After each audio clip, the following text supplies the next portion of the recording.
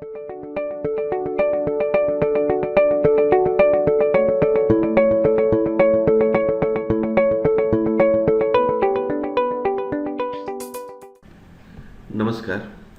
आज आपण थेरीमधील सेशन 10 बघणार आहोत. यामध्ये आपण सेकंडरी मेमरी याबद्दलची माहिती घेणार आहोत. या आधीच्या सेशनमध्ये आपण मेमरी आणि त्यातील प्रकार बघितले होते. त्यामध्ये आपण बघितलं की मेमरीचे 2 प्रकार आहेत, प्रायमरी मेमरी आणि सेकंडरी मेमरी. आणि गेल्या सेशनमध्ये आपण प्रायमरी मेमरीबद्दलची माहिती घेतली आहे. या सेशनमध्ये आपण सेकंडरी मेमरीची माहिती घेणार आहोत. This type of memory is also known as external memory or non-volatile. It is slower than main memory. These are used for storing data information permanently. CPU directly does not access these memories. Instead, they are accessed via input-output routines.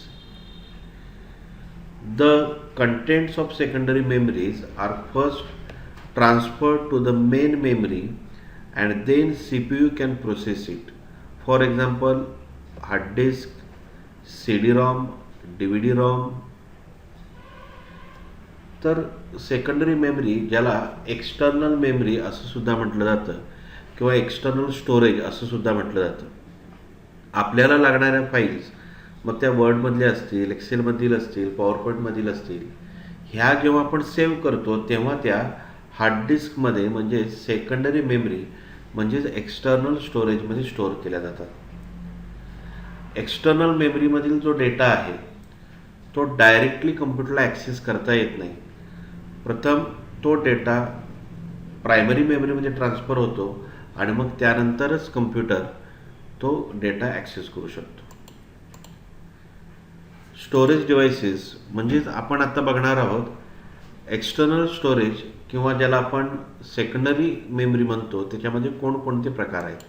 Hard disk, optical disk, pen drive, flash memory cards असे secondary मेमरीचे प्रकार पडतात.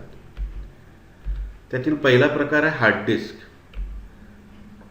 Hard disk is a fixed device. Hard disk ही सीपीयूच्या आतमध्ये fix केलेली असते. It stores all large data files and programs. मोठ्या प्रमाणातला डेटा, मोठ्या प्रमाणातल्या फाईल्स, प्रोग्रॅम्स हे हार्ड डिस्कमध्ये स्टोअर केले जातात. Storage capacity hard disk 160 GB, 250 GB, 320 GB, 500 GB, 1 TB अशा वेगवेगळ्या कपॅसिटीच्या हार्ड डिस्क आपल्याला बघायला मिळतात. दुसरा प्रकार आहे ऑप्टिकल डिस्क, ज्याच्यामध्ये CD म्हणजे कॉम्पॅक्ट डिस्क आणि DVD म्हणजे डिजिटल व्हिडिओ डिस्क किंवा डिजिटल व्हर्साटाईल डिस्क. CDची जी कपॅसिटी आहे ती आहे 700 MB आणि DVDची कपॅसिटी आहे 4.7 GB. आता बऱ्याच वेळेला आपल्याला थेरीमध्ये हे प्रश्न विचारले जातात, CDचा फुल फॉर्म काय आहे? तर CDचा फुल फॉर्म आहे कॉम्पॅक्ट डिस्क. CDची कपॅसिटी काय आहे? तर CDची कपॅसिटी आहे 700 MB. DVDचा फुल फॉर्म काय आहे? हा सुद्धा प्रश्न विचारला जातो. त्याचं उत्तर आहे डिजिटल व्हर्साटाईल डिस्क किंवा डिजिटल व्हिडिओ डिस्क. DVDची कपॅसिटी काय आहे? तर DVDची कपॅसिटी आहे 4.7 GB. यावर जो डेटा स्टोअर केला जातो तो डेटा लेझर टेक्नॉलॉजीने स्टोअर केला जातो. CDमध्ये वेगवेगळे प्रकार आहेत. पहिला आहे CDR. मार्केटमध्ये आपण ज्या ब्लँक CDs खरेदी करतो त्याला CDR म्हणजे CD रेकॉर्डेबल असं म्हटलं जातं. Data can be written to only once. एकदा आपल्याला ह्याच्यावरती डेटा लिहिता येतो आणि जो स्टोअर केलेला डेटा आहे किंवा राईट केलेला डेटा आहे हा आपल्याला कितीही वेळा वाचता येतो. म्हणून याला वॉर्म असं सुद्धा म्हटलं जातं. Write once, read many.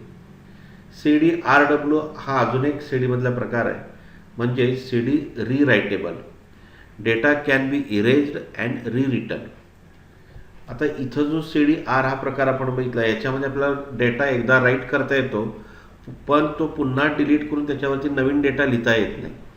परंतु CDRW या प्रकारामध्ये मात्र डेटा राईट केल्यानंतर तो डिलीट करून पुन्हा त्याच्यावरती नवीन डेटा लिहिता येतो. आणि तिसरा प्रकार जो आहे तो CD-ROM म्हणजे CD रीड ओनली मेमरी.